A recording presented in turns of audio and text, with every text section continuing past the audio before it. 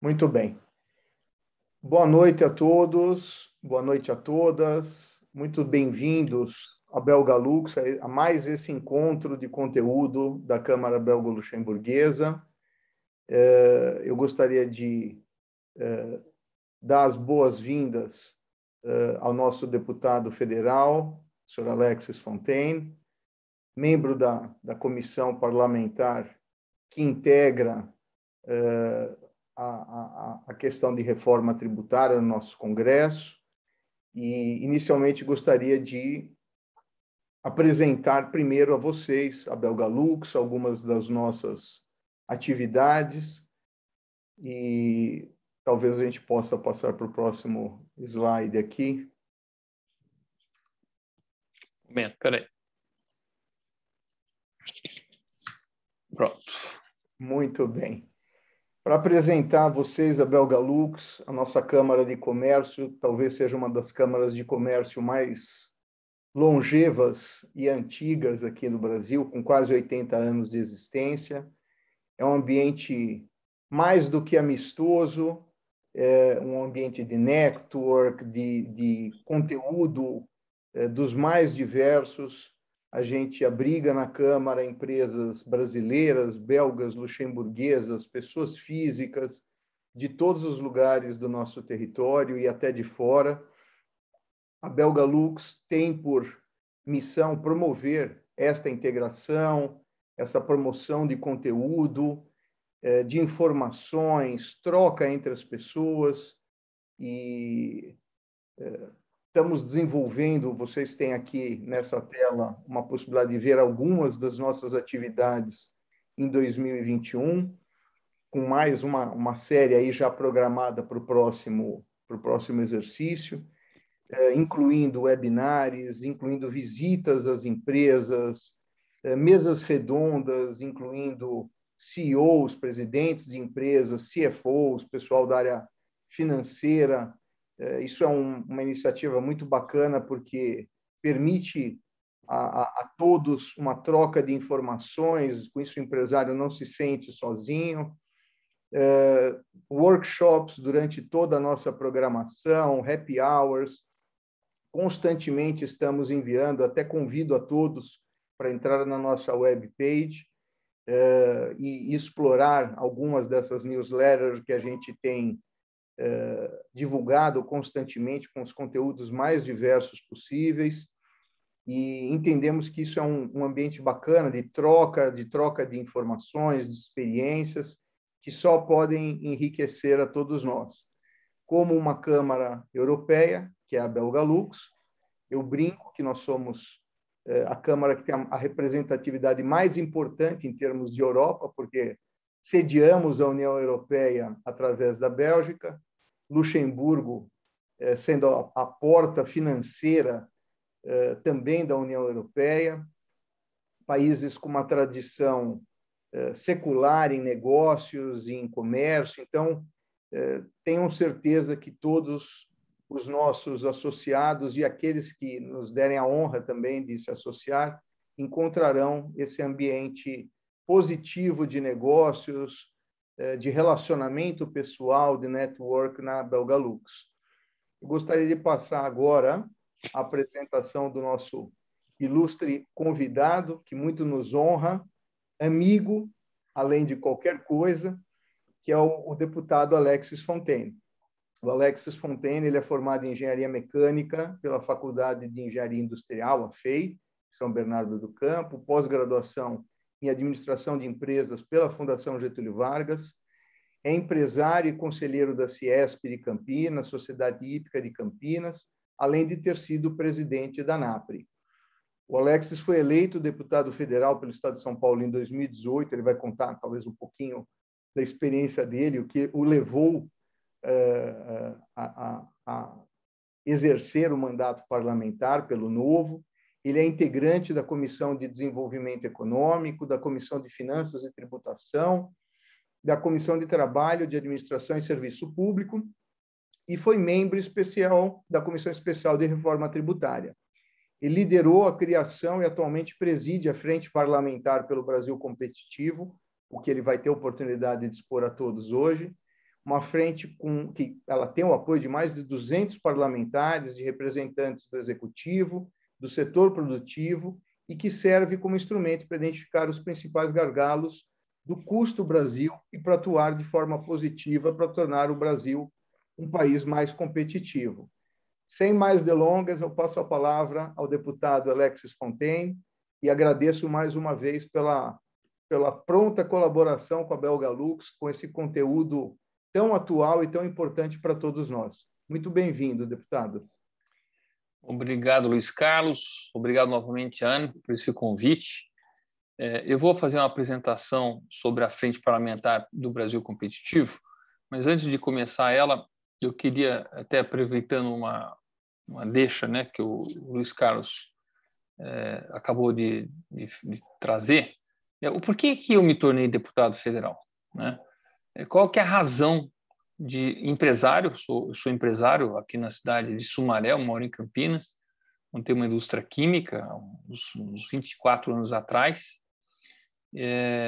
Inclusive, vendi essa empresa para um grupo americano em 2018. Por que eu fui me enfiar dentro da política? Porque, como empresário, alguém que começou a empresa do nada, eu comecei com uma Kombi, um terreninho de 300 metros quadrados na cidade de Sumaré, eu fui passando por todas as dificuldades que é empreender no Brasil. Boa parte dos que estão assistindo essa apresentação e que são empresários no Brasil ou que têm negócio no Brasil sabem o que é a insanidade do sistema tributário brasileiro, das obrigações acessórias, das dificuldades de conseguir autorizações, das dificuldades de poder exportar, importar, uma série de dificuldades que nós temos e que vão afetando os nossos negócios de alguma forma. E quando afeta os negócios de alguma forma, ou a gente pensa duas vezes antes de investir no Brasil, ou a gente simplesmente coloca esses custos nos nossos preços, nos nossos serviços e produtos, e o que acaba tirando nossa competitividade. E é com essa visão que eu percebi que não podia mais ficar inerte. Parecia que o parlamento brasileiro ele não tinha noção do que é empreender no Brasil. Porque eles não tinham noção de como eles criavam leis ruins e que iam contra o desenvolvimento do Brasil. E quando a gente vai contra a competitividade, contra o desenvolvimento, contra o ambiente de mercado, quando a gente cria insegurança jurídica ou a gente cria obrigações que são desnecessárias, que são os verdadeiros custos, o que nós estamos fazendo, no fundo, é gerar menos emprego. É fazer o Brasil ficar ainda mais pobre e na contramão de qualquer desejo de nação. Então, no fundo, quando a gente fala em reforma tributária, fala em desenvolvimento, custo do Brasil, fala em empresas. Normalmente a gente está falando de empresas, mas tem um lado social muito maior do que isso. Empresas geram emprego e emprego gera inclusão social produtiva. E é isso que, no fundo, a gente quer no Brasil. A gente quer que todo mundo, todo brasileiro e todos aqueles que vêm para o Brasil estejam muito bem empregados, tenham trabalho e se sustentem. Isso significa menos programas sociais, isso significa menos pobreza, isso significa menos desigualdade social, isso significa menos violência, significa um monte de menos coisas negativas. Portanto, me propus a ser deputado federal para poder levar para dentro do parlamento essa visão de quem está, de fato, empreendendo e montando uma empresa. Dentro de uma das minhas funções, né, que a gente sempre fala que eu trabalho em três áreas. Eu trabalho na zaga, como se fosse um zagueiro de futebol, impedindo que projetos ruins sejam aprovados. E tem muita coisa, ou seja, a gente joga a bola para fora. Vem aquela coisa ruim, eu dentro da comissão vou lá e chuto para fora para nem deixar chegar perto do goleiro. Segunda função é no ataque, fazer propostas boas, fazer propostas que têm sentido para o Brasil. E o terceiro é um armador, aquela pessoa que está no meio do campo armando as jogadas, e é agora o que eu vou apresentar com a Frente Parlamentar pelo Brasil Competitivo, que é um movimento com vários parlamentares em que a gente faz propostas, faz um advocacy, a gente faz notas técnicas para poder ajudar os deputados a entenderem o que estão fazendo ou a que votarem, ou a gente poder combater especificamente um problema. Então, eu vou apresentar agora, fazer uma apresentação sobre o Brasil competitivo.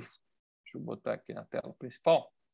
Então, nessa nossa proposta aqui, nosso motivo de abertura, e como é que nasceu esse?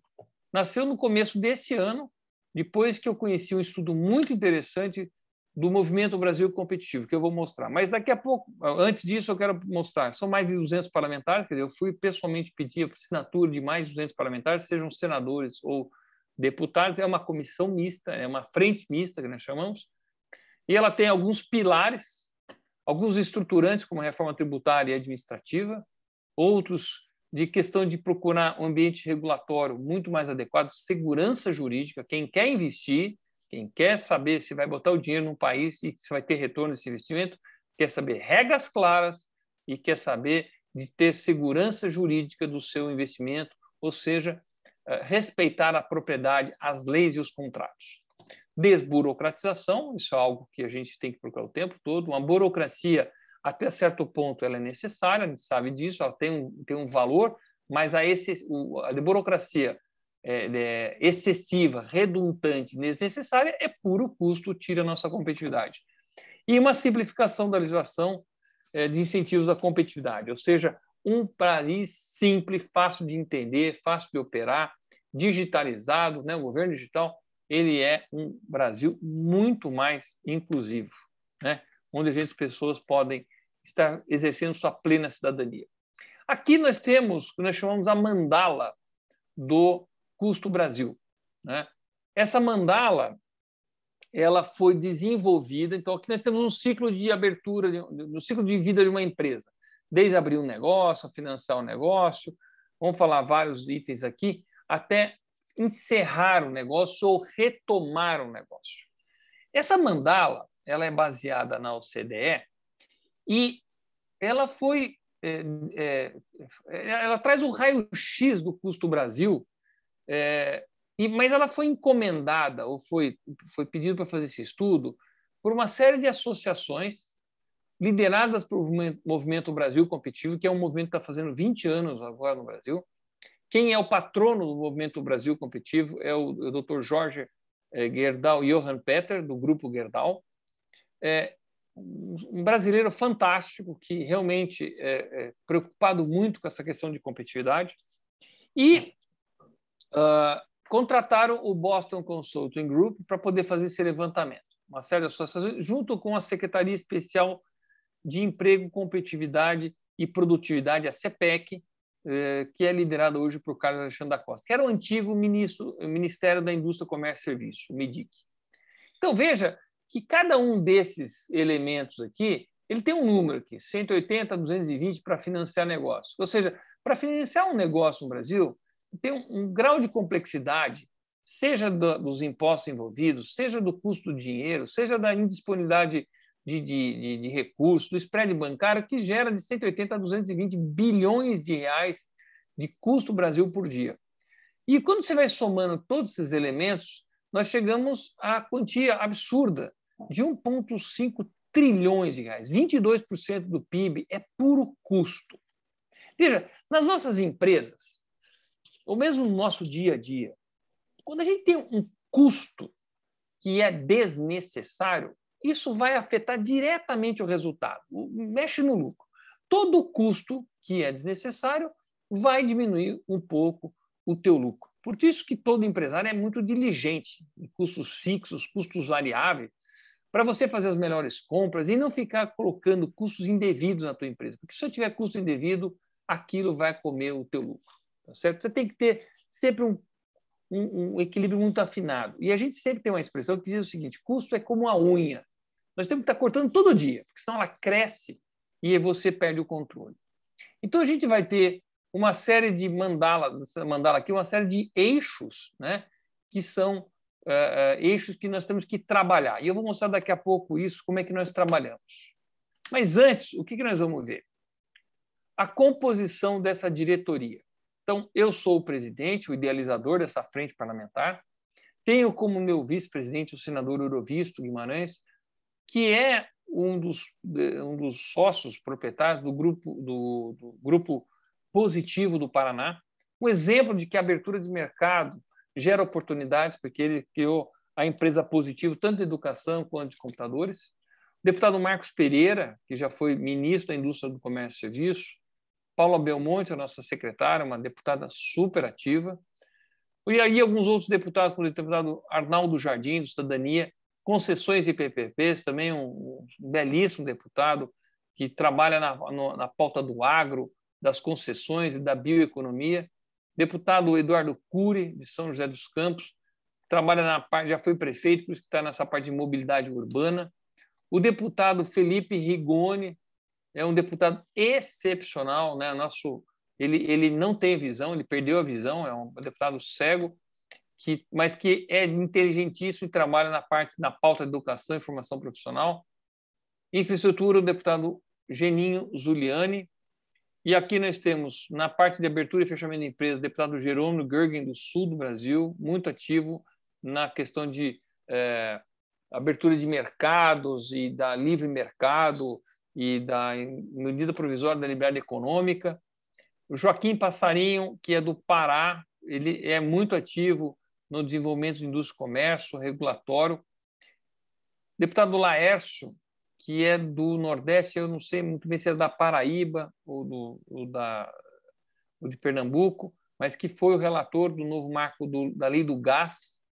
Lucas Herdecker, que é um deputado do Sul, do Rio Grande do Sul, que trabalha muito a parte de inovação. Aqui temos desestatização e privatizações do deputado Paulo Ganimi, do Partido Novo, também, do Rio de Janeiro. Sistema tributário, o senador Roberto Rocha, que inclusive é o relator da PEC 110. Modernizações trabalhistas, o deputado Sanderson, do Rio Grande do Sul. E aí, para finalizar aqui o nosso grupo, nós temos desburocratização e governo digital, o deputado Vinícius Potti, que até ontem era o presidente da Frente Parlamentar Digital. Telecom, o deputado Vitor Lippe, de Sorocaba. Coordenador institucional, o deputado Júlio Lopes. Então, esses são os deputados que compõem a Frente Parlamentar.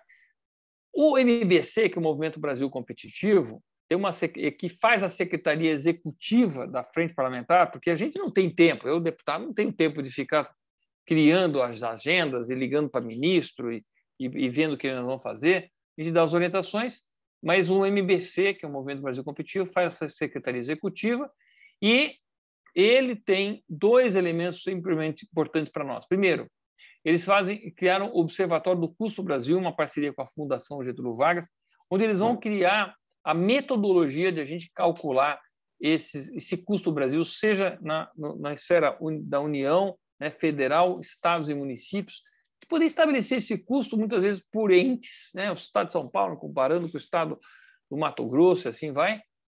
E também tem um núcleo técnico que, obviamente, faz todas as nossas técnicas, os posicionamentos do projeto, que faz os planos de advocacy para a gente poder atuar. Então, essa secretaria é que atua na frente parlamentar. A agenda, acho que é o ponto mais crucial aqui. De cada um daqueles eixos, né, nós temos uma série de proposições que aconteceram já nessa legislatura, alguns já foram aprovados, outros em aprovação. Mas, por exemplo, no eixo 1, que é a abertura de negócios, nós temos duas medidas provisórias que já passaram extremamente importantes. Primeiro, medida provisória para a liberdade econômica, que ela tem um monte de aprovações, mas vamos dizer uma delas importantes, é a não necessidade de alvará de funcionamento para atividades de baixo risco. Então, por que eu preciso ter um alvará de funcionamento para um escritório de advocacia, para um escritório ou uma clínica de psicologia, um terapeuta? Hoje, no Brasil, você precisa de alvará para absolutamente tudo, até para um motorista de táxi. E eu não preciso disso, né? Então, tudo que é atividade de baixo risco vão ter simplificações e até abertura automática das suas empresas. Por outro lado, a medida 1040, que também já foi aprovada, da liberdade do ambiente de negócio, atuou numa série de itenzinhos que ficam atrapalhando a nossa vida, desde tradutores até a questão de obrigação de pagar CREA e CAL. Olha, teve assim, muita coisa que avançou aqui, que foi aprovado já, mas há coisas de ambiente de negócio para poder facilitar. Aí nós temos aqui no eixo de financiar negócio duas coisas bacanas que foram já criadas no Brasil: o cadastro positivo, né, para poder dar crédito mais barato para as pessoas, e a modernização do mercado de câmbio. E isso tem que avançar. O Brasil era muito atrasado. Para você fechar câmbio no Brasil é um parto, ficam pedindo um documento demais. Sempre uma desconfiança de quem traz dinheiro leva dinheiro para fora. Aí nós temos duas outras aqui, empregar capital humano, que, infelizmente, na pandemia se aproveitou para poder melhorar essas relações trabalhistas, mas houveram alguns avanços pontuais, mas outros não, né? Medida provisória 936, que era para manutenção de emprego, renda, era o uso do seguro-desemprego para poder completar aqueles funcionários que tivessem a redução da jornada ou a suspensão de contratos, mas, por outro lado, toda a parte que era da modernização de leis trabalhistas, relações empregatícias, rampa de acesso ao CLT, carteira verde e amarelo, não passou, apesar de 2 tentativas do governo. Aí, o que nós temos no próximo eixo aqui? Infraestrutura. Esse é um ponto assim, muito atrasado no Brasil, uma série de projetos avançando, alguns ainda não foram aprovados, tá certo? Mas transporte e cabotagem era um pleito antigo de a gente desregular esse mercado, que está muito concentrado, aprovou na Câmara dos Deputados, está parado no Senado. Criação das debêntures para financiar a infraestrutura, que é uma forma de financiar as novas linhas elétricas, toda a parte de setor ferroviário, rodovias, portos, aprovado na Câmara, aguardando no Senado. Novo marco do setor ferroviário, que, inclusive, ontem nós tivemos um almoço importantíssimo em Brasília com o ministro Tarcísio, que foi mais de 3 horas de conversa muito boa, apresentando todos os investimentos em infraestrutura que o governo está fazendo, e esse novo marco do setor legal, em que, em vez de ficar fazendo concessões, o governo vai dar autorização. Então, eu tenho uma mina de, sei lá, de minério de ferro, ou de ouro, de algum minério, e eu quero fazer uma ferrovia ligando a minha mina a um porto ou ao entroncamento. Eu peço autorização para o governo e o governo, ok, pode fazer. Lógico, eu que tenho que cuidar das desapropriações ou que tenho que comprar os terrenos para onde vai passar a rodovia, a ferrovia e tudo mais. E assim eu consigo fazer investimento da iniciativa privada no setor ferroviário. Novo marco de saneamento básico já passou, aprovado e dando ótimos resultados, grandes investimentos naquilo que era um dos itens mais vergonhosos da nossa infraestrutura no Brasil, que era a falta de saneamento básico. Nós estamos falando em 35 milhões de brasileiros sem água potável e 111 milhões de brasileiros sem tratamento de esgoto.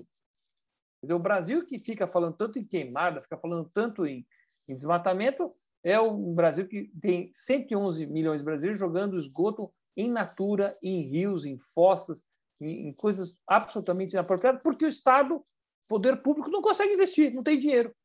E aí, sentado em cima das concessões, não conseguia resolver os problemas. E agora, com o novo marco, Rio de Janeiro avançando, Alagoas avançando, uma série de leilões de blocos.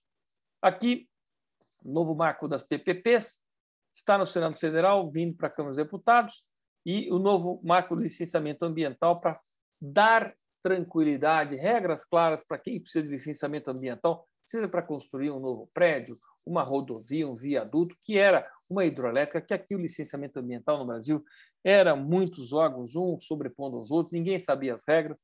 Foi aprovado na Câmara dos Deputados e deve estar indo para o Senado, aguardando a aprovação no Senado. Novo marco aqui, acesso a insumos básicos.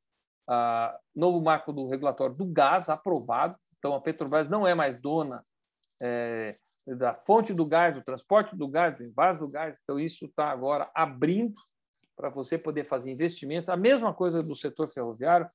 Pede autorização, faz o teu gasoduto, faz a interligação. Todo o pré-sal pode agora interligar isso dentro das redes, ampliação de redes, um avanço muito grande em infraestrutura para poder trazer gás mais barato para todos nós, tá certo?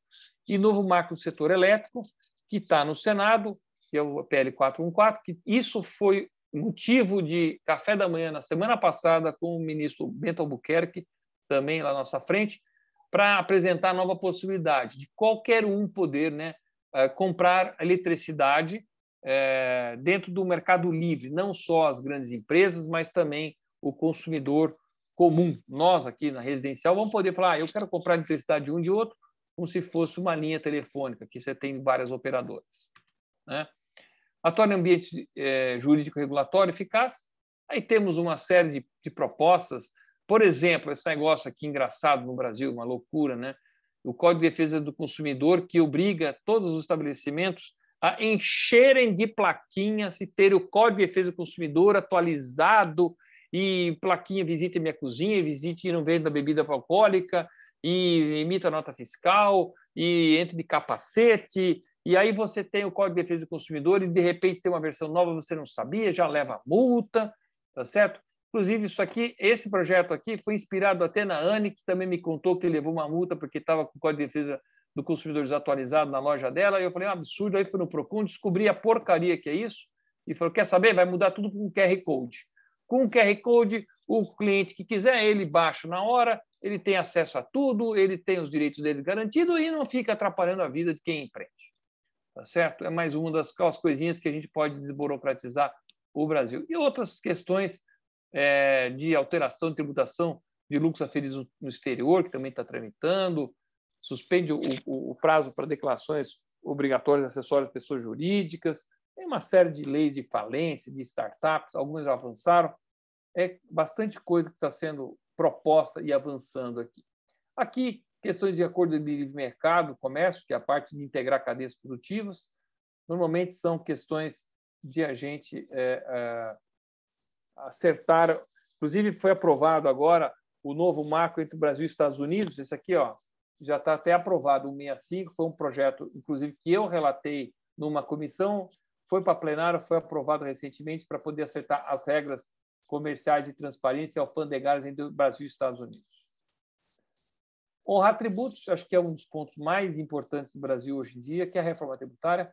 A PEC 45 morreu, não existe mais. E aí nós temos alguns outros projetos que vão acontecer, que nós vamos talvez conversar um pouco mais adiante aqui na nossa apresentação. Mas hoje o que está tramitando mesmo é a PEC 110, que está no Senado, e a PEC, o PL 2337, que é do imposto de renda, que é aquela alteração de diminuição do IRPJ e a tributação na distribuição de lucros e dividendos, que está aprovada na Câmara e está aguardando no Senado, e o PL 3887, que é aquele do PIS e COFINS, seria o IVA federal, que também está esperando a PEC 110 para ser aprovada. Aqui também tem a Lei do Contribuinte Legal, que é um projeto aprovado para poder negociar dívidas antigas, e tem um projeto novo que vai entrar de minha coautoria, que é a Lei de Defesa do Pagador de Impostos, porque nós, brasileiros, quando a Receita vem, quando vem a Secretaria da Fazenda, a gente só tem deveres e não tem praticamente nenhum direito. Então, a gente, com um sistema tributário ruim como tem hoje, nós temos que ter direitos. Aqui, vamos lá. Estou terminando a apresentação. Acesso aos serviços públicos, aí são uma série de reformas, a reforma administrativa, privatização dos Correios, a privatização da Eletrobras, que está avançando, tá? Tudo isso está acontecendo aos poucos, né? Questão de congelar os salários por 2 anos dos funcionários públicos, que foi uma contrapartida para ajuda emergencial aos estados. Combate aos supersalários também já foi aprovado na Câmara e está lá no Senado. Então, algumas coisas estamos diminuindo aqui e melhorando os serviços públicos, né? Reinventar negócio é uma lei do bem aqui, para incentivar pesquisa e desenvolvimento. É aquela coisa de P&D abater do imposto de renda das empresas. Isso também está em tramitação. Aqui, uma questão de combater falsificações de contrabando, majoração para crimes contra marcas. É um assunto sério no Brasil, isso tira muito da nossa competitividade. Alguns mercados são mais graves, como cigarros e bebidas, e equipamentos esportivos, tênis, roupas esportivas, né? Muito por causa da nossa alta carga tributária nesse tipo de coisa, que acaba incentivando muito esses contrabandos e falsificações. E aqui, para terminar, o novo marco do reempreendedorismo, que é a questão de recuperações judiciais de micro e pequenas empresas, ou seja, dar chance para as pessoas que não conseguiram no primeiro momento poderem retomar a sua atividade. O Brasil é muito cruel para quem erra, né? Ele é condenado, fica na dívida ativa da União, não consegue se reerguer, e a gente tem que saber trabalhar esse ponto. Então, essa é a apresentação da Frente Parlamentar. Nós, como função, estamos pegando esses eixos, estamos fazendo almoços, a gente pega uns projetos, trabalha em cima, o ministro explica o projeto, a gente leva isso para o presidente da Câmara, o Arthur Lira, para poder pautar o projeto, poder avançar o projeto, ou vamos lá no Senado e também pedimos um esforço para que os senadores avancem nesse projeto, de modo que a gente consiga avançar de forma pragmática num Brasil muito mais competitivo. Então, na apresentação do Brasil competitivo é isso. Eu acho que aí eu abro perguntas sobre a questão da reforma tributária, que muito provavelmente a curiosidade aqui deve ser grande, do tipo o que vai andar, quando que vai andar e se vai andar, tá certo? Mas isso eu deixo para as perguntas. Alexis, muito obrigado pela tua exposição. Acho que, pelo menos sob o meu ponto de vista, você trouxe uma contribuição muito maior até do que simplesmente a reforma tributária, é o ambiente no qual uma série de matérias estão sendo aprovadas e discutidas. Acho que é importante para todos aqui sabermos que temos uma movimentação, uma preocupação com itens importantes aqui, para fazer talvez uma primeira provocação, até para que todos aqui que queiram falar, podem botar no chat ou dar um sinal aqui para que a gente abra os microfones também. Talvez a primeira pergunta, que não quero calar, seria a que você já antecipou. Existe ambiente, que está no Senado agora, chances de ter essa mudança ou alguma mudança ainda este ano? Ano que vem, ano eleitoral, existe ambiente para isso ou isto vai ficar para um próximo governo? Minha principal missão como deputado era a reforma tributária. Antes de ser eleito, eu já falava muito nela, mas eu aprendi muito mais como deputado federal, assim, ainda mais coisas complicadas que eu não imaginava. E a origem das coisas complicadas. Inclusive, eu vou responder essa pergunta do futuro do Bloco K para o Damião daqui a pouco, porque foi uma das origens que eu aprendi lá como deputado, por que criaram esse Bloco K e como funciona. Mas falando sobre a tramitação dos projetos, eu acho que vai ser muito difícil que qualquer coisa ande e seja aprovada. E falo isso porque hoje o projeto do imposto de renda, que é o 2337, que está no Senado, os senadores já avisaram que não vão votar, que não querem. O próprio relator, que é o Ângelo Coronel, ele já falou que vai matar essa questão de tributação na distribuição de lucro e dividendos. E se ele mata isso, ele mata o projeto todo. Não sobra mais projeto, tá certo? Porque o governo não pode reduzir o imposto de renda, o IRPJ das empresas, sem ter uma contrapartida que é a tributação na distribuição de lucro e dividendos. Então, se mata um, mata o outro. Aí, talvez vai sobrar nesse imposto de renda, que eu acho pouco provável, é aquela questão de atualização dos imóveis para poder pagar antecipadamente algum valor para poder não ter que pagar tanto ganho de capital, coisa que não é nem uma reforma, tá certo? É um pacotinho tributário que não dá nem para chamar de reforma. O que nos interessa como empresa é a questão do IRPJ e a distribuição de lucros e dividendos. Eu não acho que isso ande. A PEC 110, que é a reforma mais importante, e ela é muito boa, o relatório dela, para poder fazer com que a gente tenha uma verdadeira revolução na tributação sobre os tributos sobre consumo, né? Ainda estamos falando, então, ICMS, ISS, PIS e COFINS e o IPI. No Senado já tem gente falando que não vai votar. E aquilo, quando vier para a Câmara dos Deputados, vai chegar num momento ruim, porque vai chegar num momento em que ninguém quer mais ir para uma dividida em que você vai desagradar setores. A PEC 110, que é a reforma do IVA, ela vai desagradar setores. Não existe omelete sem quebrar ovo. A verdade é essa. Então, o que acontece? Alguns setores, como o setor de serviços, o setor de varejo, não querem a PEC 110. Eles querem CPMF, eles querem outra coisa, que é um péssimo tributo. Então, o que acontece? Você vai fazer uma reforma no momento desse, dos setores que têm alta empregabilidade, que gera a maior parte dos empregos hoje no Brasil, é o setor de serviços e do varejo. Não é a indústria. A indústria é o setor que gera mais valor agregado e que tem, em média, os salários mais altos. Porque aquelas pessoas de baixa qualificação saíram da indústria. Elas migraram para serviços, alguns tipos de serviços. Outros serviços são de alto valor agregado, mas tem muitos serviços que é de baixo valor agregado. Porque na indústria a automação chegou, porque você precisa investir em educação, você vai fazer um processo seletivo, você paga mais, mesmo, em média, né? Estou falando em média, certo? Então, também acho que vai ser um setor que não vai querer, que vai fazer muito barulho, que vai incomodar, vai botar a situação, que é até ruim fazer uma reforma tributária num ambiente desse, porque aí se faz muita concessão. Aí fez muita concessão, aí já estragou. Sabe? Aí já não consegue mais fazer a reforma tributária. E se não passar a PEC 110, o projeto do governo do IVA federal, que é o PL 3887, ele não tem base jurídica. Por que ele não tem base jurídica? Porque você precisa alterar a base jurídica por uma emenda constitucional, por uma PEC.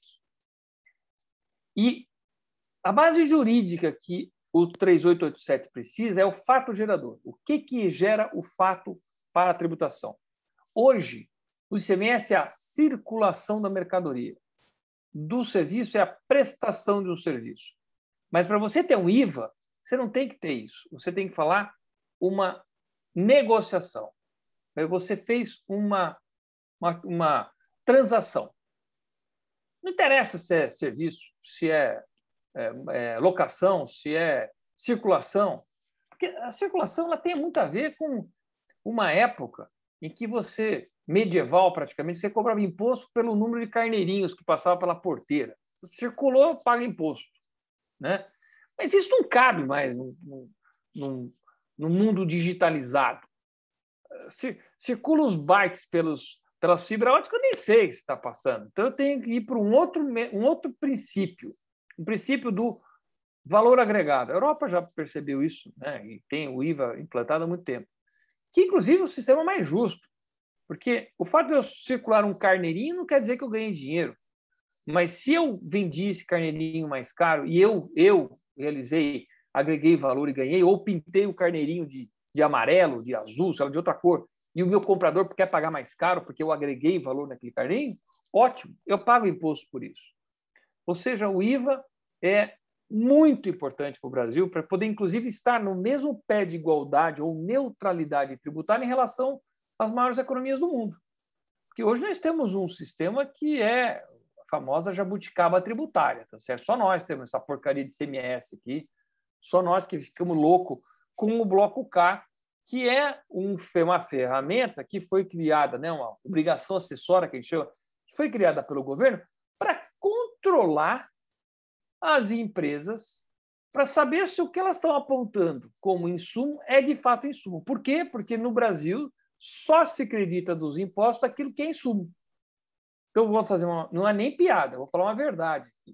Papel higiênico que é usado no banheiro da fábrica gera crédito, você pode se acreditar.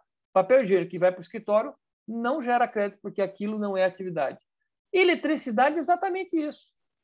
Você tem que ter, numa fábrica planejada, 2 entradas de eletricidade. Uma para a fábrica, a conta gera crédito. E outra para o escritório. Aquilo não gera crédito. Não, fim do mundo, um absurdo. E aí você tem que ficar controlando esse tipo de coisa no Brasil. Tudo isso nasceu por causa de uma fabricante de veículos em Minas Gerais que comprava parafuso, se acreditava do imposto do parafuso, mas o parafuso não ia parar no automóvel, ele ia parar em alguma outra coisa que não era automóvel. Portanto, aquele parafuso não gerava crédito. Aí o governo inventou a ferramenta da porcaria do Bloco K, que praticamente obriga nós, industriais, a abrir nossa fórmula, a dizer se o silicone que eu compro vai para a fábrica ou não vai para a fábrica, vai para o produto ou não vai para o produto. E isso traz uma obrigação enorme nossa. Resposta para o Damian. Damian, desde o primeiro dia do meu mandato, eu cheguei lá no Ministério da Economia, da Receita Federal, na verdade, na Receita Federal, e falei assim, acabem com esse Bloco K. Isso é uma loucura, uma insanidade, uma burrice. Ninguém nem sabia. O ministro Paulo Guedes não sabia o que era Bloco K. Na época, o secretário da Receita Federal ele não sabia o que era Bloco K. Quando eles descobriram isso, mas, na verdade, o Bloco K ele nasceu nos estados, né? Eles perceberam o monstro que tinham construído. O Bloco K hoje é uma vergonha para a Secretaria da Fazenda do Estado, em todo o Estado, com o Cefaz, e eles decidiram que vão segurar e que muito provavelmente vão tentar extinguir. Se a reforma vier, ele extingue naturalmente, porque como vai ter crédito amplo, eu não preciso saber se é insumo ou não é insumo, acaba a necessidade de existência do Bloco K. Isso não quer dizer que nós, empresários, tivemos que gastar dinheiro com os RPs nossos da vida para ter o módulo do Bloco K. Eu não estou dizendo para vocês pararem de investir e daqui a pouco você ter uma surpresa. Eu só estou falando o seguinte, fiquem atentos, que muito provavelmente o Bloco K, que está sendo adiado a implantação, não vai ser adiado porque descobriu-se que é um custo estúpido para as empresas. Tem muita empresa que já gastou alguns milhões de reais com isso, que eu falo com vários grupos de empresários, né, com a Getap, a Brasca, um monte de associações de capital aberto aí, e eles já gastaram dinheiro com isso, mas provavelmente esse é um programa que vai ser eliminado. Uma outra provocação, deputado, eu faço parte do Conselho Tributário da FEComércio. Lá a gente tem discutido há muito tempo, recebemos o Aguinaldo Ribeiro, Baleia Rossi, o Bernardo Api, falando na época da PEC 45, da PEC 110, e uma crítica de alguns dos nossos membros, como o professor Ives Gandra, o Everardo Maciel, o Fernando Scaffi, é de que não deveria se falar de reforma tributária antes de falarmos de uma reforma administrativa. Mas, pelo que eu entendo, já não temos uma chance de ter, pelo ambiente e pelo timing, essa reforma, menos ainda a reforma administrativa, correto? Correto. A administrativa mexe ainda mais. Tanto que essas últimas semanas, à frente da entrada do Congresso, da Câmara dos Deputados, o maior piquete de um monte de sindicalistas, de pessoas contra a PEC 32, né, que é da reforma administrativa, e que vão ficar pressionando. Mas eles estão sem moral, zero moral. Porque como é que você vai falar que não é contra os privilégios dos funcionários públicos, a progressão de carreira só por tempo de serviço, licença-prêmio? Lá tem uma licença-prêmio, eu nem sabia dessa licença-prêmio, mas é fantástica. É funcionário público que for assíduo, que não faltar no emprego, depois de 5 anos ele ganha 3 meses de férias. Foi meio, e ser assíduo ir no emprego é obrigação do cara. Como assim ele não vai? Como assim ele ganha licença-prêmio? Uma coisa assim surreal, né? E outras coisas que tem lá, questão de desempenho, que simplesmente não tem. Mas eu não concordo com a afirmação que precisa fazer uma reforma administrativa antes da tributária. São assuntos diferentes, apesar de ter uma correlação. Primeiro, a reforma tributária ela é o maior gerador de custo do Brasil. As obrigações acessórias, as inseguranças do ambiente de negócio. O Brasil tem, pelo estudo do INSPER, 5 trilhões de reais em contenciosos tributários. 5 trilhões, seja na esfera administrativa ou já judicializada, entre o Estado e o empresário ou mesmo o pagador de impostos, né? Como é que nós chegamos a isso? 73% do PIB brasileiro. Nosso CDE é 2%. Nós estamos com 73%. Isso mostra o quanto o nosso sistema tributário está doente. E isso custa. Quando ele fala em 5 trilhões, muito provavelmente esse dinheiro não está nem circulando, não é mais capital de giro da empresa que ela tem que botar como uma provisão e não está no Tesouro Nacional para poder fazer investimentos ou gastar aí, que seja. Dinheiro está na nuvem. Isso é uma irresponsabilidade que não tem tamanho. E ações estúpidas, uma atrás da outra, estúpidas, interpretações que a gente nem acredita que, de repente, o Crocs mesmo teve um caso assim, típico no Brasil, virou uma piada o Crocs. Eu fiz essa denúncia em 2019. O Crocs levou uma multa de 40 milhões de reais porque a Receita Federal não sabia se o Crocs era uma sandália de borracha ou um sapato impermeável. E os dois tinham tributação diferente. Correto. E o Crocs, acho que classificou fiscal de um jeito, levou multa. Aí, depois de X anos com aquela classificação, a Receita mudou de interpretação e mudou de outro jeito. Quer dizer, ele leva a multa de qualquer jeito, porque não sabe o que é o Crocs. É o caso do sonho de valsa, né? Também, que era... Sonho de valsa. É wafer ou é chocolate? Exatamente. É wafer ou chocolate? É chocolate com wafer é uma coisa, wafer com chocolate é outra. É outra. O cara muda, né? E eles aí, mudaram o produto. E aí, porque era wafer, então, vai wafer, porque aí eu pago menos tributo, ótimo, mas aí tem que mudar a embalagem. Porque a embalagem é que diz que é wafer, quer dizer, até isso tem que pensar. Porque chocolate você pode embalar de uma forma não hermética, mas wafer não, você tem que fazer hermético, porque senão entra a umidade. Essas bobagens que o Brasil cria, e aí a gente acaba vendo. Mas então, veja, a razão de uma reforma tributária, ela é econômica. Nós vamos destravar o Brasil, nós vamos soltar o freio de mão do Brasil, nós vamos entrar num ciclo virtuoso, nós vamos eliminar custo do Brasil. Aliás, vamos falar de custo do Brasil, do sistema tributário.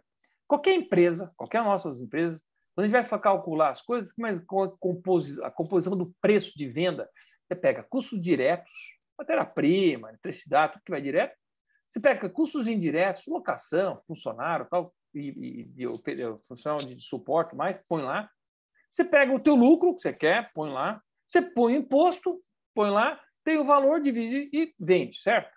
No Brasil tem mais um elemento. Você tem custo direto, indireto, você tem o lucro, você tem o custo Brasil, e aí, em cima de tudo isso, você tem o imposto. Então, a gente paga imposto até sobre incompetência. A gente paga imposto sobre custo Brasil. Isso não faz sentido. Por isso que a reforma tributária já elimina parte desse custo Brasil, até os produtos ficam mais baratos para nós, porque a gente paga menos impostos sobre incompetência. E a gente ativa a economia. A gente atinge, né, faz um ciclo virtuoso de crescimento econômico. Aumenta a arrecadação só pelo crescimento econômico. Isso faz sentido. Agora, a reforma administrativa é importante? Lógico que é. Porque é ela que consome esses impostos. Então, teoricamente, se eu tenho um consumo menor de imposto, eu poderia arrecadar menos. Mas não é só uma questão de arrecadar menos, é a eficiência arrecadatória que tem que ser feita. Com esse sistema tributário cheio de puxadinhos, cheio de regras, cheio de exceções, cheio de incentivos fiscais, você nunca vai conseguir nada. Então, não tem. Pode fazer as duas reformas ao mesmo tempo, não tem problema nenhum, tem que esperar. E não temos que ter desculpas para fazer a reforma tributária depois. A reforma tributária é urgente há 30 anos e perdemos mais uma oportunidade. Aliás, uma frase do nosso querido economista, mestre liberal, Roberto Campos: o Brasil não perde uma oportunidade de perder uma oportunidade. É verdade, é verdade.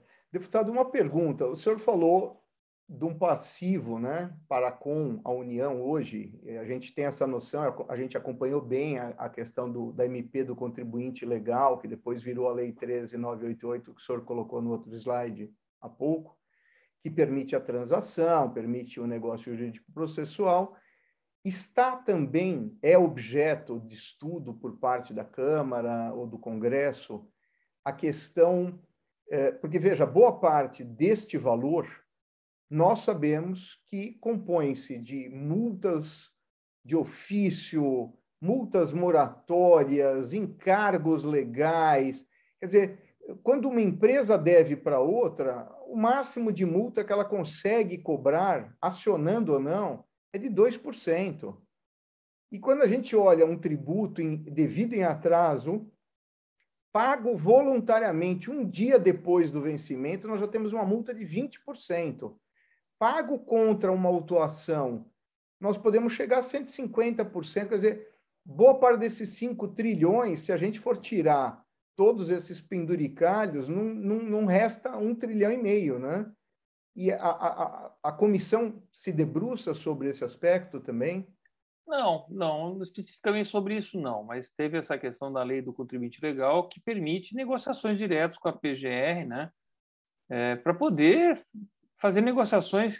O governo também entende que se exagera nessa mão aí, que ele não arrecada mais nada. Na verdade, assim, você já parte de 150% de multa, que seja, agora deixa para lá, daqui a pouco vem um refis, também A única coisa é a seguinte, a tua empresa, dependendo da atividade, tem problemas. Você vai ficar não vai ficar negativado, não vai ter mais CND, você não consegue mais contratar culpador público.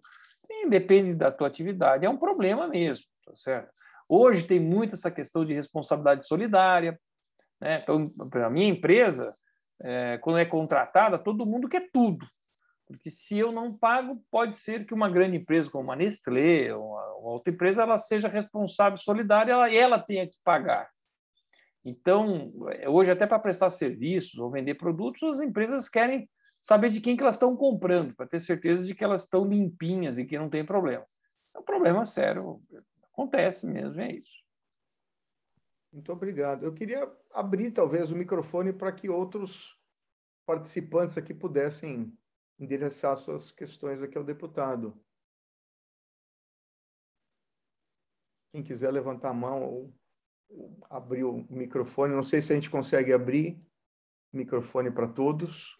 Sim, todo mundo consegue abrir câmera e microfone individualmente, tá? Alexis, eu queria aproveitar, já que eu abri o meu microfone, eu queria, assim, entender um pouquinho de como, assim, o enquanto você está satisfeito com o andamento que foi conquistado até agora, assim. Para você, você fala, olha, a gente sabe, o projeto é sempre muito ambicioso, tem muitas pedras no caminho, tá? Mas eu queria saber um pouquinho, vocês estão considerando, assim, eu falo um pouco do Partido Novo, um pouco dos aliados políticos que compartilham o mesmo ponto de vista.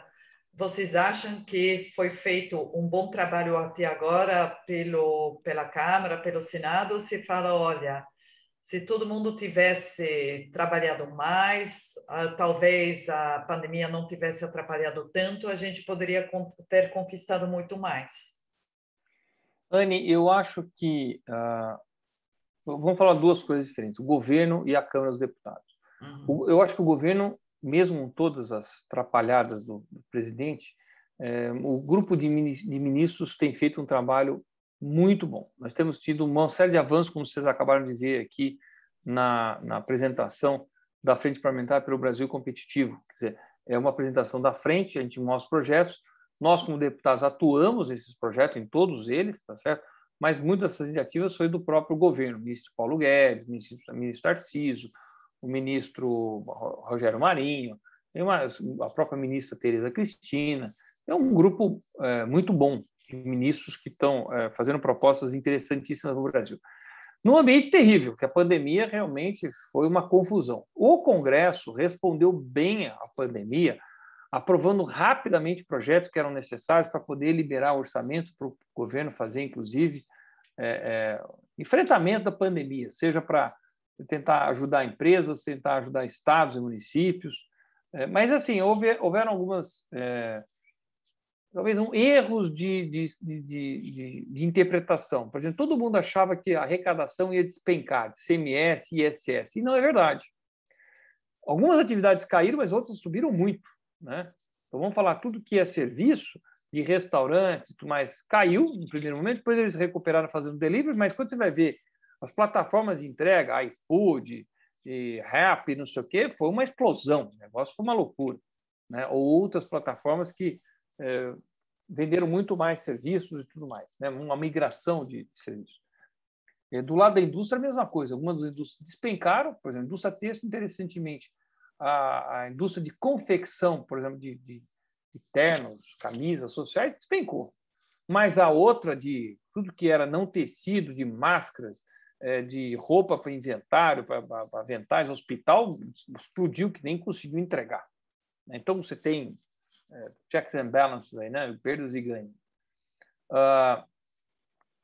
Então, eu acho que o Congresso respondeu, o Congresso também ajudou muito na aprovação de alguns projetos, como da Previdência, que era importantíssimo, mas a pandemia, por exemplo, liquidou a reforma tributária, que era na sequência e, por causa de 2 anos, agora eu acho que vai ser difícil de fazer, mesmo a reforma administrativa. Próximo mandato, próximo presidente, se for um presidente responsável com o Brasil, tem que fazer essas reformas e rapidamente e urgentemente, porque nós precisamos fazer esse avanço.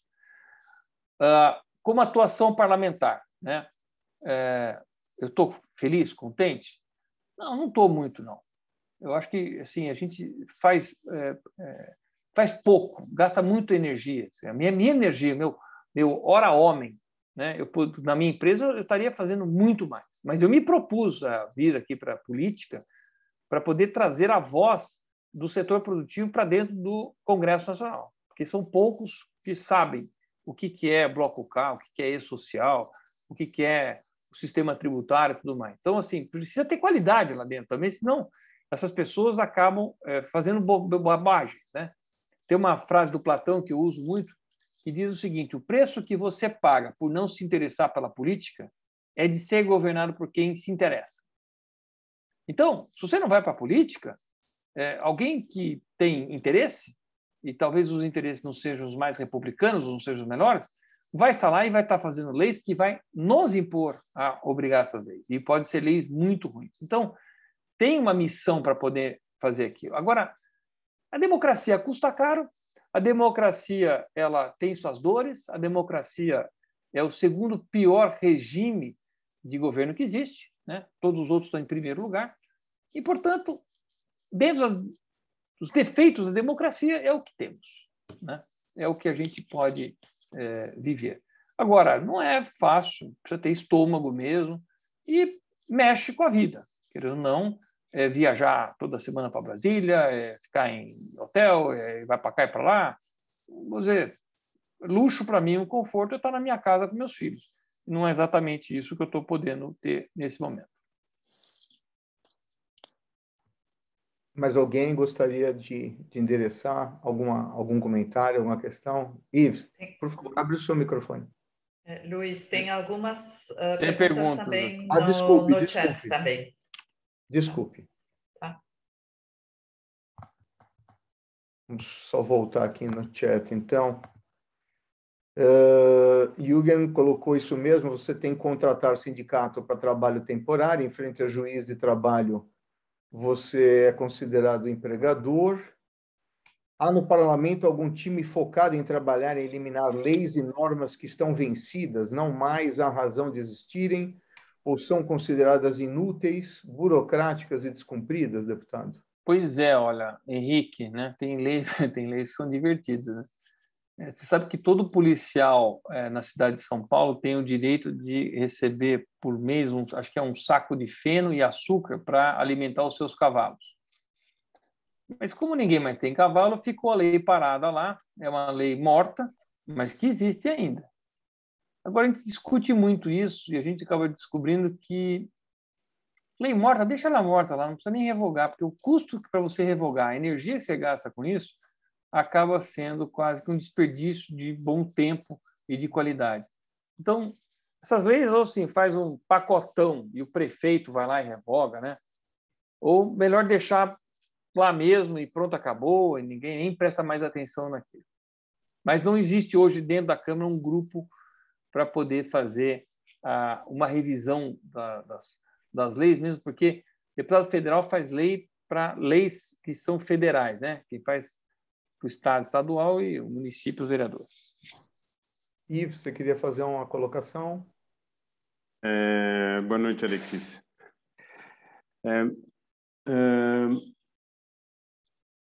Desde a Lava Jato, né, que foi realmente um aprendizado jurídico para o Brasil e para os cidadãos, o interesse em investir no Brasil tem decaído, né? Não só pelos problemas do Brasil, tem outros problemas, Estados Unidos, China, Ucrânia, Rússia, tem vários, né? Tem tido algum trabalho, alguma frente parlamentar para tentar visitar outros países e fazer, digamos, o marketing do Brasil, já que não temos mais presidente fazendo isso? Pois é, não temos. Primeiro teve um problema, esse negócio de pandemia está voltando agora, né? Então ninguém sai de lugar nenhum. Tanto que eu tive na última terça-feira na embaixada da Bélgica no grupo de amizade Brasil-Bélgica, que faz 25 anos agora, e aí nós estamos lá com o embaixador Patrick Hammond, e depois teve uma apresentação, que inclusive a apresentação está lá no espaço Mário Covas, dentro da Câmara dos Deputados. Mas hoje não tem um grupo de estudo nesse sentido, ou que vai levar a imagem do Brasil. O que nós estamos tentando agora na COP26 é mostrar que o Brasil não é o que todo mundo fala que é, né?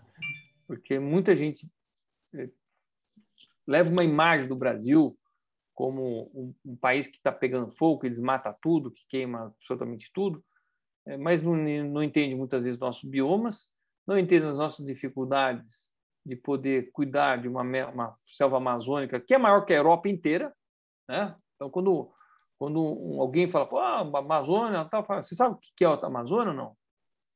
Né? Imagina a Europa inteira tendo que ser monitorada, tendo que ser vigiada e tudo mais. Não é algo óbvio, tá certo? Então, infelizmente, o ministro Ricardo Salles, a quem eu tenho um bom relacionamento, uma pessoa que é próxima, ele era pouco diplomático, ele era muito agressivo. Eu falava, Ricardo, não faz isso, cara. Vai diferente. Tenta conversar, mostrar que nós temos o segundo país que tem a matriz energética mais limpa do mundo, né? Temos uma matriz extremamente limpa, não só de hídrica, mas agora de solar e eólica. Nós estamos avançando rapidamente nesses setores, né? Avançando mesmo. Então, nós temos que saber vender a nossa imagem. Agora, temos que enfrentar o problema das queimadas, das grilagens, das invasões, de forma que seja convincente com o mundo, mas mantendo a nossa soberania e mantendo o que é nosso. Vamos lembrar a Amazônia, né? Toda essa biodiversidade que nós temos aqui, todo mundo está doidinho para meter a mão nisso. Por quê? Porque, no fundo, ela é uma Arábia Saudita invertida. A Arábia Saudita tem uma grande reserva de carbono no subsolo e todo mundo paga para tirar aquilo lá. Nós temos uma reserva de carbono na superfície e ninguém quer pagar para preservar aquilo lá. O mundo tem que pagar para preservar. Porque nós, querendo ou não, temos a maior reserva. E nem vou falar de questão de captura de carbono, porque a gente sabe que a selva não é exatamente o melhor capturador de carbono, são os oceanos. Mas é a selva amazônica que dá equilíbrio de temperatura no nosso planeta Terra. Então, a importância disso é muito grande. E se todo mundo, não, vocês têm que preservar, ok, temos que preservar, mas isso tem que ser vendido em crédito de carbono, né? Os CBIOS que nós estamos emitindo. E o mundo tem que reconhecer isso, porque o que está acontecendo muito na Europa, principalmente a França, que dificulta muito a nossa vida, é falar que crédito de carbono tem que ser neutralizado com carbono europeu. Quer dizer, eu tenho que criar um crédito aqui na França para poder compensar uma poluição feita aqui na França. Isso, para mim, não faz muito sentido, como acontece nessa questão da Arábia Saudita, porque a Arábia Saudita tira todo aquele carbono que está submerso e os outros países que têm petróleo, transforma isso em tudo que é fonte de carbono que está sendo liberado na atmosfera, seja gás, seja combustível, seja queima de plástico, seja pneu, seja o que for. Tudo que for carbono está saindo de lá e está virando produto pelo mundo. E queima-se isso. E o pessoal paga por isso. E nós aqui, com uma das economias mais limpas de bioeconomia, álcool de segunda geração, toda a parte, vamos dizer, de biomassa que nós também geramos energia, ninguém paga nada. Geramos um monte de crédito de carbono aqui, e a pessoa, não, isso aí não está valendo. Por que não está valendo? Tanto que agora criamos um negócio muito bacana no Ministério da Energia, do Ministério do Meio Ambiente, criou a prestação de serviços ambientais. Olha que coisa interessante. Fiquei sabendo isso ontem. A Colômbia pegou uma área enorme que havia sido degradada na Colômbia, mais de 50 mil hectares, fez uma licitação internacional de quem ia recuperar toda aquela área. Uma empresa ganhou, várias empresas e fundos internacionais que querem ter o crédito de carbono foram lá e investiram bilhões de dólares naquela grande recuperação, porque ficaram donas da recuperação daquilo lá e do crédito de carbono. E aí eles abatem na sua dívida que tem que ter por emissão de carbono.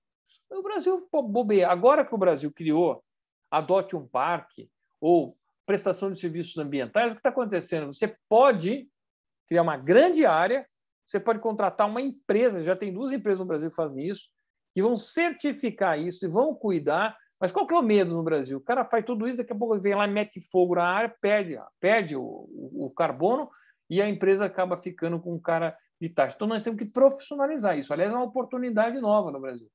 E você criar empresas de prestação de serviço ambiental. Ou seja, você pega uma grande área, põe monitoramento de satélite, põe, eventualmente, drones, põe brigadas de incêndio, põe vigilância para não deixar ninguém entrar na área para ficar atrás de madeira ou de minério, ou seja lá o que pegar passarinhos, não é? E aí você certifica aquilo, gera o crédito de carbono e vende. Mas o mundo tem que saber comprar isso e tem que concordar em comprar isso. Porque o que está acontecendo é que nós viramos um crédito de carbono a mais ou menos $3, tem Europa aí com 15, $20 e compram deles e não compram o nosso, porque o nosso está muito barato. Deputado, eu vou agradecer demais a sua presença e esse conteúdo maravilhoso que passou aqui para todos nós. Tenho certeza que todos nós teríamos muito mais perguntas e dúvidas aí, e se pudéssemos, passaríamos algumas horas ainda. Mas, de qualquer forma, estamos chegando aí no final do nosso horário aí. Então, agradecer sua gentileza, disponibilidade de tempo e dedicação por estar nos ilustrando com conteúdo tão atual e tão importante. Agradecer a todos os presentes e contar com todos nos próximos eventos da Câmara Belgo-Luxemburguesa. Visitem a nossa página, colaborem com ideias, com opiniões, são todos muito bem-vindos. Então, desejar a todos vocês uma boa noite, uma ótima semana e muita saúde. Muito obrigado. Agradecer também, Luiz Carlos, a audiência, a Anne, novamente o convite, Damian, o Ives também, Martim, eu vi que a Martim estava aqui acompanhando a gente, a minha mãe, dona Joana Stevling, todo mundo acompanhando aqui. Um grande abraço, um grande beijo e um bom final de semana. Nosso cônsul? Ah, sim. Desculpa. Aqui, o Mathieu. Mathieu, desculpa, Mathieu. Conosco. É isso aí. Muito obrigado por tudo, Alexis. Obrigado. Tchau. Obrigada a todos. Obrigado a todos. Boa noite. Obrigado. Tchau.